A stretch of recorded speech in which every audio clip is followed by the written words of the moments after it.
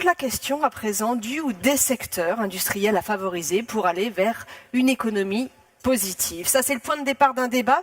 Et j'appelle donc mes deux débatteurs. J'appelle Monsieur Louis Gallois, le commissaire général à l'investissement, auteur d'un rapport très discuté sur la compétitivité. Louis Gallois.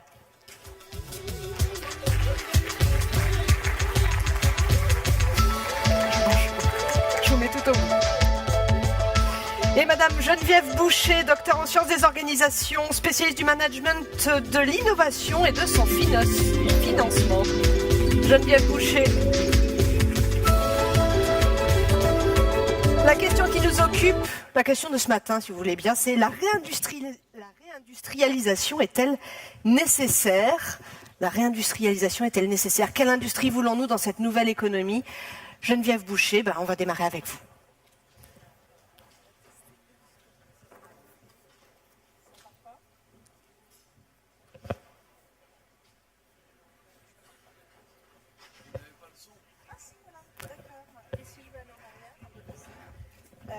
Ah d'accord, ok.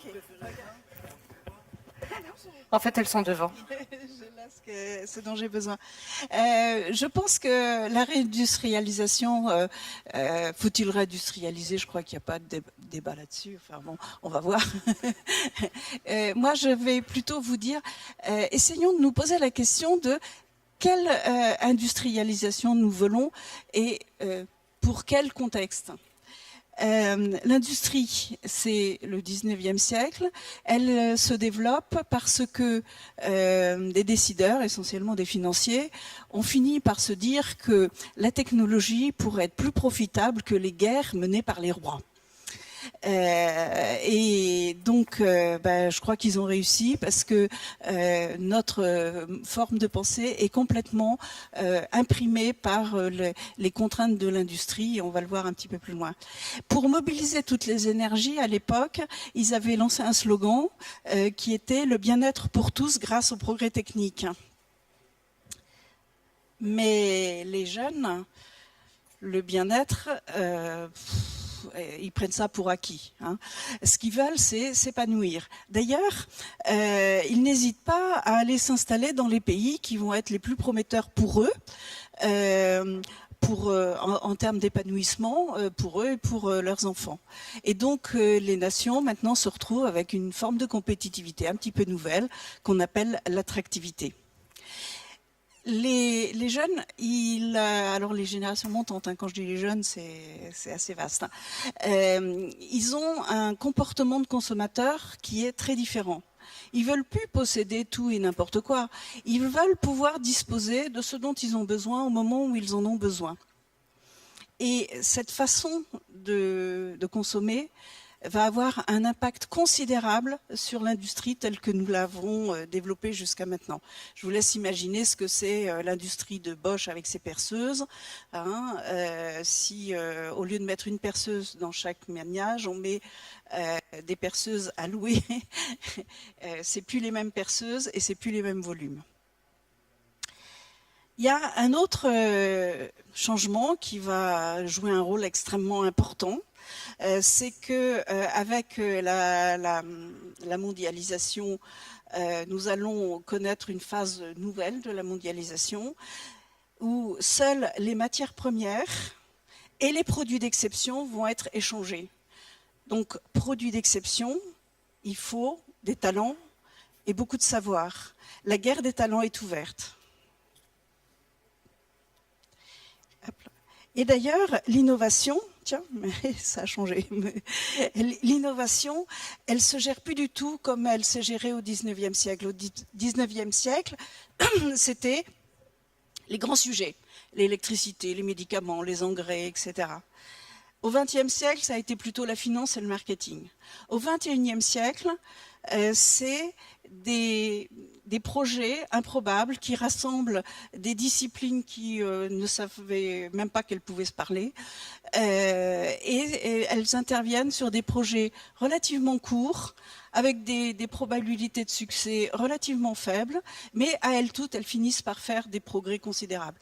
L'Internet est un exemple tout à fait remarquable.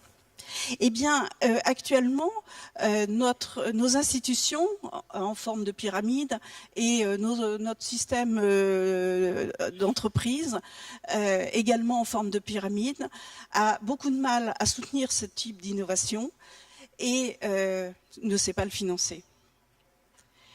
On est en train de s'apercevoir qu'on va avoir besoin d'un tissu d'entreprise réactif et créatif.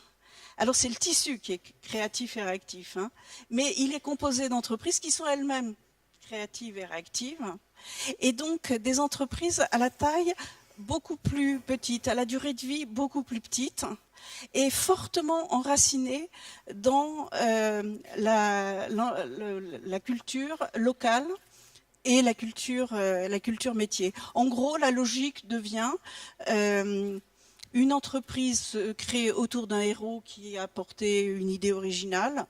Si un nouveau core business apparaît, il n'est pas possible de croire qu'on va faire évoluer le héros. Il est bien plus efficace de faire émerger des nouveaux héros qui vont créer des entreprises qui seront directement optimisées pour la nouvelle donne qu'on est en train d'essayer de couvrir. Il y a un autre volet qui va jouer un rôle important dans la reconfiguration de notre société. C'est la question qu'on ne se pose pas trop souvent, qui est de savoir qu'est-ce qu'on va faire de tous nos concitoyens qui sont rendus oisifs par le progrès technique et le progrès organisationnel. La vraie vie, c'est 6 étapes. Je nais, bon ça on n'y peut rien, j'apprends, à force d'apprendre j'ai envie de faire, à force de faire, j'ai envie d'innover. À force d'innover, j'ai envie de transmettre mes retours d'expérience. Et quand j'ai fait tout ça, j'ai envie de me rendre utile pour mon plaisir et pour le plaisir des autres. Eh bien, la vie telle qu'elle est designée aujourd'hui, sous l'impulsion de l'univers industriel d'ailleurs, pour une part, eh bien, elle est en 4 étapes. Je nais, j'apprends, je fais, et on me retire du système. Et c'est là où on a un gros défaut. Il va falloir que nous allions vers un système qui permette à chaque personne, durant son parcours de vie, d'être contributive dans la société. Et nous allons distinguer et récompenser spécifiquement 2 types de contributions. Il y a les activités productives, vous les connaissez bien, elles sont financées par les marchés, qui eux-mêmes sont soumis aux lois de la finance, et la finance, apparemment, elle pose des problèmes, elle est amorale et quelquefois immorale. Et puis, alors, juste, les activités productives, c'est 38% de notre activité de nous tous en ce moment, à un instant T.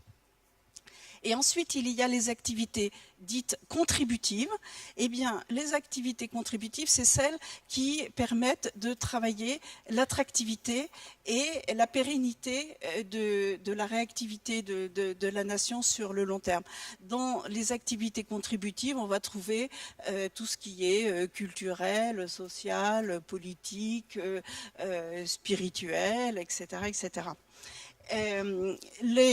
Ces activités actuellement, donc qui représentent 48% de notre activité globale, donc plus que l'activité productive hein, actuellement, eh bien, elle est prise en charge dans le cadre du bénévolat. Le bénévolat, ça marche pas très bien. Et dans le cadre du volontariat, bon, le volontariat, c'est quelquefois un petit peu poussif. Et puis, ces activités, elles sont financées un petit peu par la générosité publique. La générosité publique, c'est pas illimité, on ne pourra pas trop aller plus loin. Et donc, essentiellement par la fiscalité. Or, la fiscalité telle qu'on la connaît aujourd'hui, en France et à travers le monde, on s'aperçoit qu'elle devient ingérable. Elle devient d'une complexité inouïe localement et mondialement, puisque il faut que les choses se coordonnent. Par conséquent, il va falloir trouver d'autres façons d'aborder les choses. Personnellement, je travaille avec des gens qui regardent comment coupler 2 concepts qui actuellement sont un peu séparés, qui sont le revenu de base et les monnaies complémentaires. Il existe bien d'autres solutions. Ce qui me semble vraiment important, c'est qu'on franchisse un cap, on arrête de parler de ces choses-là, on essaye de mettre des chercheurs de façon, dans le cadre d'une politique beaucoup plus volontariste.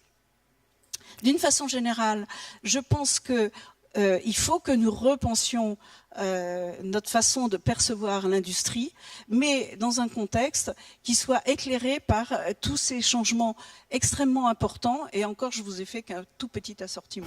Merci. Donc, repenser l'industrie, ça c'est la vision de Geneviève Boucher. Vous avez écarté tout de suite ma question sur la réindustrialisation est-elle nécessaire? Est-ce que Louis Gallois, vous écartez tout de suite ma question sur la réindustrialisation est-elle nécessaire? Je vais en parler. Je dois dire qu'après l'exposé... Ah, non. Non. Voilà, c'est peut-être mieux. Oui, là c'est mieux. Je vais peut-être... Après l'exposé de Madame Boucher, je vais malheureusement atterrir, revenir au sol, non pas parce que j'estime que ce que dit Madame Boucher serait éthéré, déconnecté de la réalité, mais parce qu'elle se situe à un niveau de vision de l'évolution du monde qui est celui que l'université doit porter, et j'en suis heureux, c'est le travail de l'université, mais il faut aussi faire le boulot. Et actuellement, le boulot, il est marqué par la situation de crise dans laquelle nous nous trouvons. Alors, faut-il réindustrialiser? Ma réponse est oui, c'est clair. Et je pense que vous ne vous attendiez pas à autre chose de moi. Et je crois qu'il y a un grand danger à l'accélération du processus de désindustrialisation auquel nous participons depuis 10 ans. Ce processus, il est plus rapide que dans les autres pays européens. Je ne compare pas aux pays émergents, je ne compare pas même aux États-Unis. Je dis qu'il est plus rapide que dans tous les autres pays européens, et c'est pour nous une alerte. Pourquoi? Parce que 80% de notre commerce extérieur, ce sont des produits manufacturés. Et que donc, il faut que nous soyons capables d'équilibrer cette balance commerciale. Nous pouvons le faire partiellement par les services, mais on constate que le solde des services plafonne. Et qu'il n'y a pas de perspective que ce solde des services augmente fortement. Je crois aussi parce que lorsque l'industrie est faible, c'est seulement, ou c'est au moins une image du fait que notre économie en elle-même est faible. Et que si l'industrie est faible, c'est que toute l'économie est faible. L'industrie, elle est à l'avant-poste. Et donc, elle traduit les tendances profondes de la société dans laquelle nous sommes. L'industrie, c'est elle qui apporte l'innovation. 80% de l'innovation, de la recherche et de l'innovation en France, ce sont les entreprises industrielles. 80%. Ça n'apporte pas l'emploi. L'emploi va continuer à baisser dans l'industrie, mais un emploi créé dans l'industrie, c'est 3 à 4 emplois en dehors de l'industrie. Il n'y a pas d'emploi qui a un effet multiplicateur plus fort que les emplois industriels. Et enfin,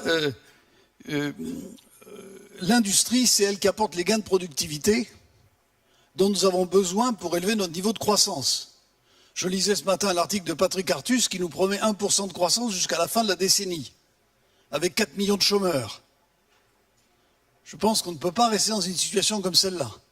Et on ne peut faire des gains de productivité nécessaires à la croissance que si nous avons un appareil industriel qui réalise ces gains de productivité. Alors on constate que depuis 5-6 ans, l'industrie française ne fait plus de gains de productivité significatifs. C'est-à-dire que la hausse de la productivité, qui n'est pas mauvaise, est insuffisante. Alors, quelle réindustrialisation? On ne va pas reconstruire des hauts fourneaux en France dans un avenir proche, c'est clair. On sait qu'un certain nombre d'industries vont se développer à l'étranger. L'industrie automobile va probablement se développer beaucoup plus à l'étranger qu'en France.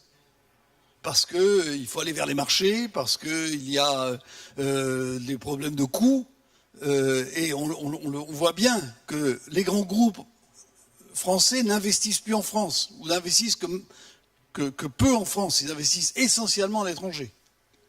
Parce qu'il faut qu'ils aillent au-devant de l'économie mondiale, là où cette économie se développe rapidement, c'est-à-dire dans les pays émergents en particulier. Mais cela ne veut pas dire, à mon avis, qu'il faut renoncer à ce développement industriel dont je parlais. Moi, je ne fais pas de choix sectoriel.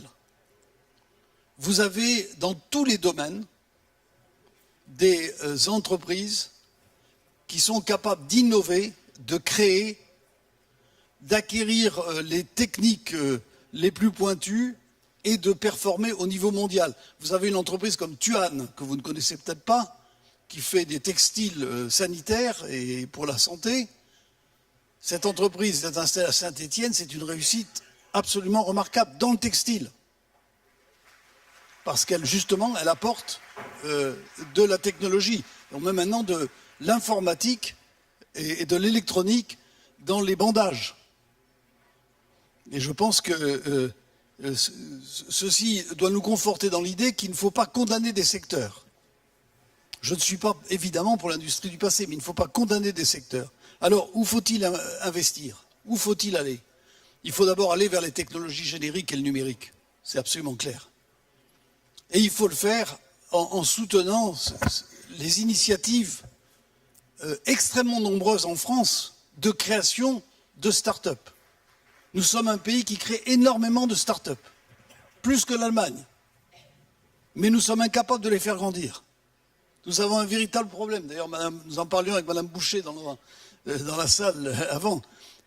Parce que ces entreprises ne trouvent pas les capitaux, parce que l'environnement fiscal, social ne leur est pas favorable. Et je crois que c'est quelque chose sur lequel il faut que nous insistions. Mais ces entreprises innovantes constituent le cœur de ce qui sera dans l'avenir l'industrie dont nous avons besoin. Donc c'est elle qu'il faut soutenir. Il faut soutenir les chaînons de la valeur ajoutée qui sont les plus critiques, soit parce qu'ils portent le plus de technologie, soit parce qu'ils portent des exigences de qualité ou de sécurité ou de réactivité. C'est la force de l'Allemagne. L'Allemagne a délocalisé une grande partie de son industrie, mais elle a gardé sur le sol national les chaînons critiques de la valeur ajoutée. Je crois que c'est tout à fait essentiel. En bref, il faut soutenir tout ce qui est clos, tout ce qui se crée, tout ce qui marche. Il faut beaucoup mieux soutenir ce qui marche que ce qui ne marche pas. C'est pas toujours facile quand vous faites de la politique, et je n'en fais pas, que vous avez un problème d'une usine qui ferme dans un coin perdu des Ardennes, vous êtes bien obligé de vous y coller. Hein, et on ne peut pas en vouloir à un ministre de se remuer pour cela. Mais je pense que ce n'est pas là, malheureusement, que se trouve l'avenir de l'industrie. L'avenir de l'industrie, c'est dans ce qui est clos, dans ce qui innove. Il faut enjamber les générations lorsque nous prenons du retard. C'est ce que veut essayer de faire Arnaud Montebourg avec ses 34 plans.